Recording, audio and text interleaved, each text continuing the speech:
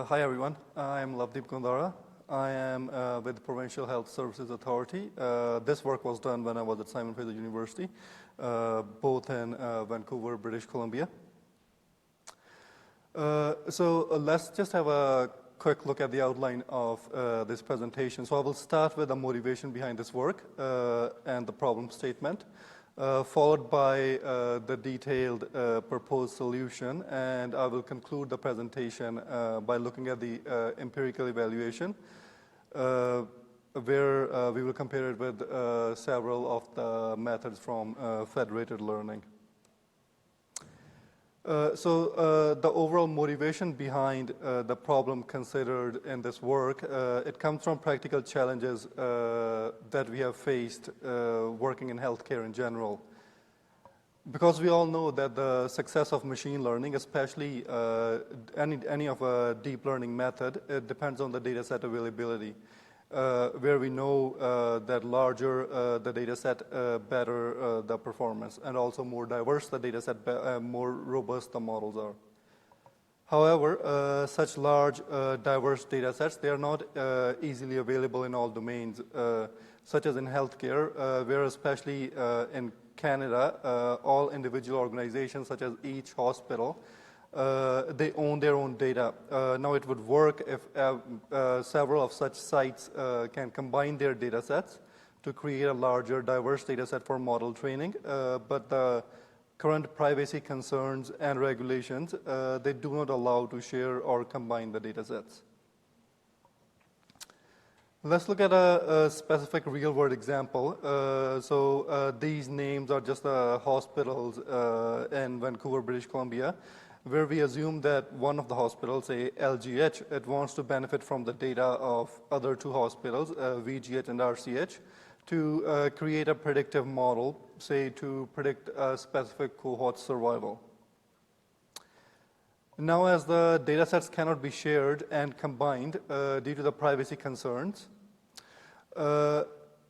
we can pivot to use decentralized learning, where we can instead take the compute to the siloed data sets, where the data does not need to leave the local sites, and we can still leverage it to train a global model by transferring model updates which are aggregated by the global model.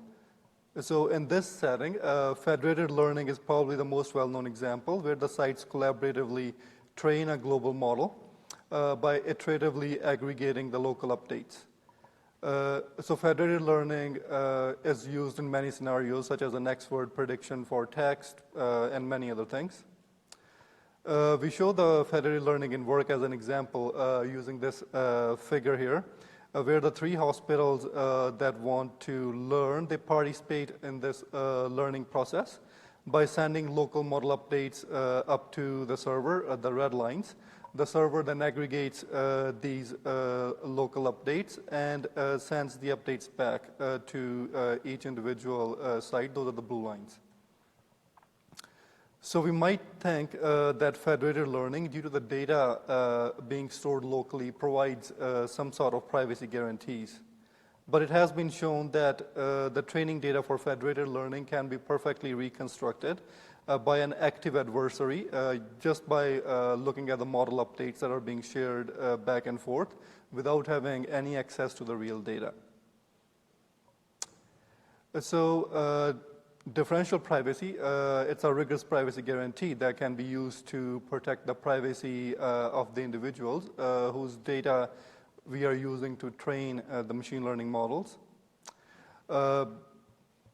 This is a privacy conference, and differential privacy has already been very well explained by the previous speaker, so I'm not going to spend too much time on it. So how about if we just combine federated learning with differential privacy to have a decentralized learning solution that will protect users' privacy? Now, will that work? There's another issue with federated learning that is at the core. Federated learning forces tight collaboration.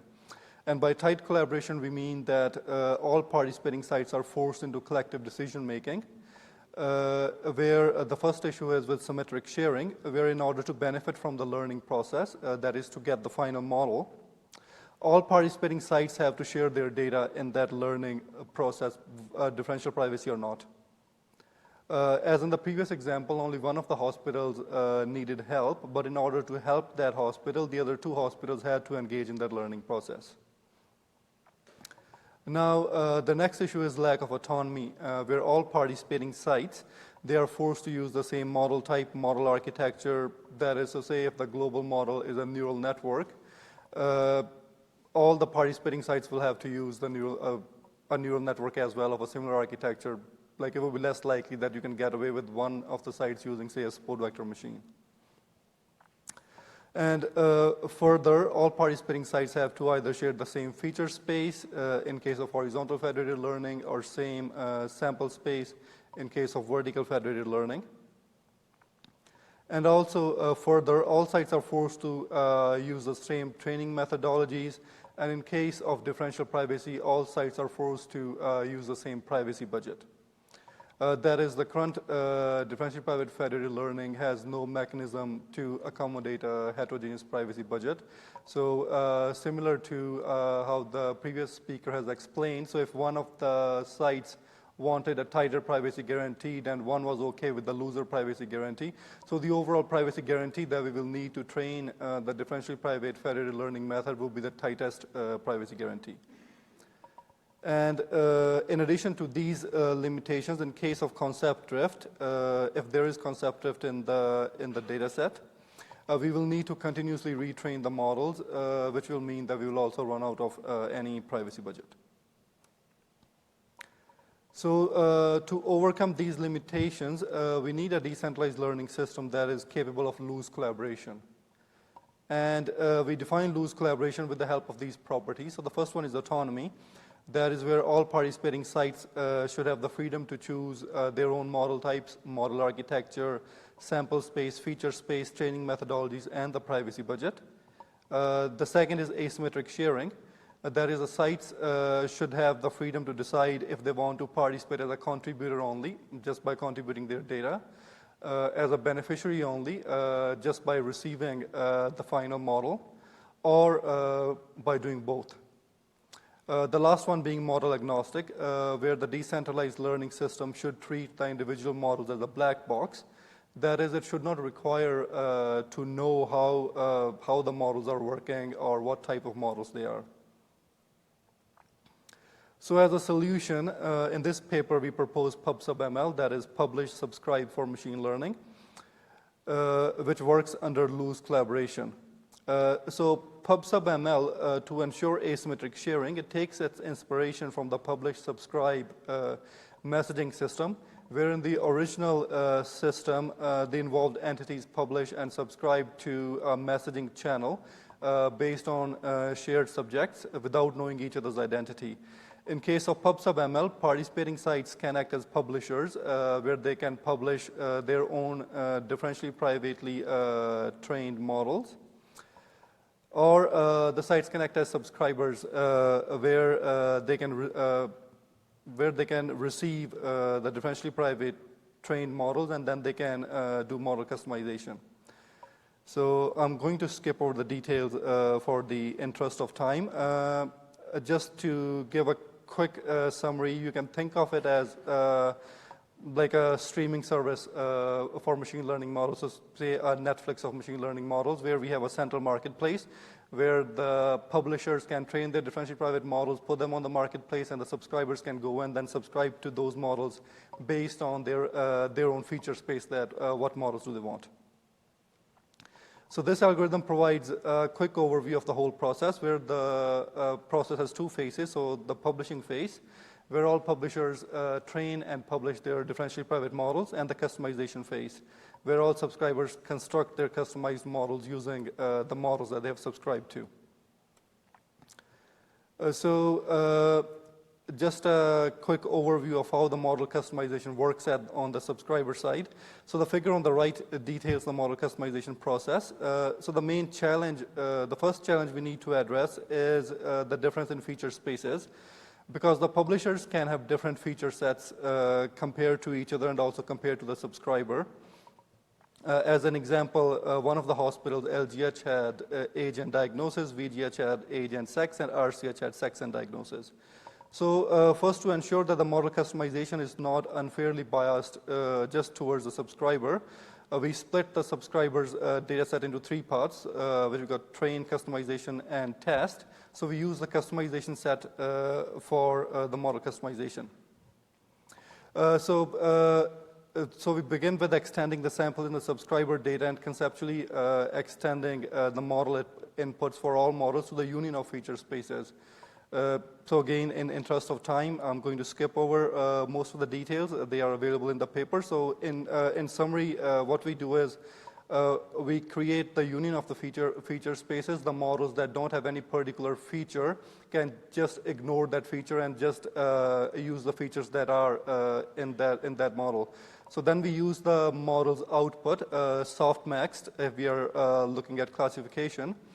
And we use those softmax probabilities as the new training set for another meta model, which we call as model fusion.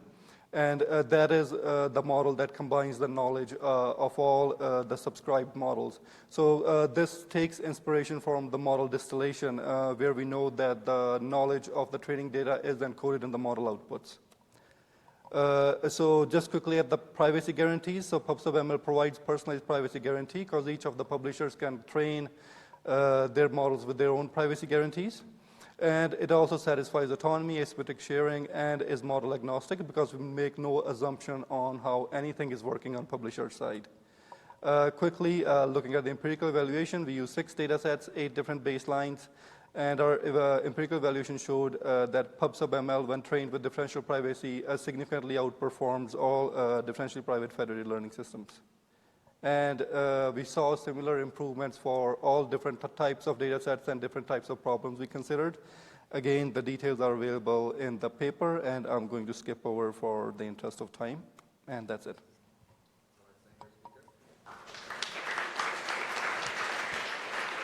You have to release the butt so the microphone works. If you keep it pushed, it doesn't. So, which questions does the audience have? Okay.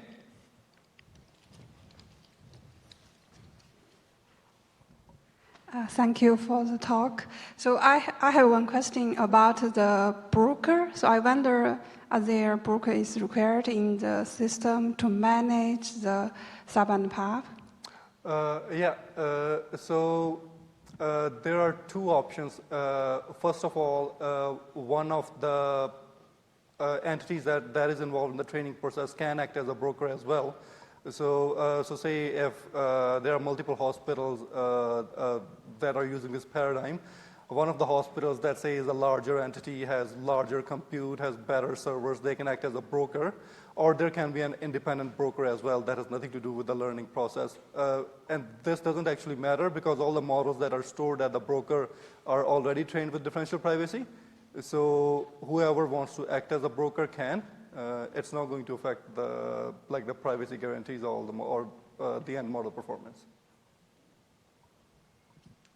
Thank you for the talk. I had a question regarding the privacy analysis. Since you show substantially better performance, can you give some intuition detail about how the model construction works towards the privacy analysis? You can make it tighter such that you can get much better performance. Thank you.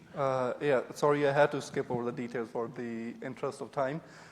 So the reason we get much better performance in PubSub-ML compared to differentially private federated learning is because in PubSub-ML, when a subscriber subscribes to the trained models from the publishers, so when the subscriber is doing the model customization at its own end, at that point, subscriber doesn't need to worry about differential privacy because it's using its own data for model fine-tuning, for the model customization, and it is going to stay in its own ecosystem. So that final step in PubSub-ML is non-private because it's just happening on subscriber's end. And just by the virtue of subscriber not using differential privacy at the end, it helps to boost the performance much better compared to, say, differential private federated learning, where everything is trained end-to-end with differential privacy.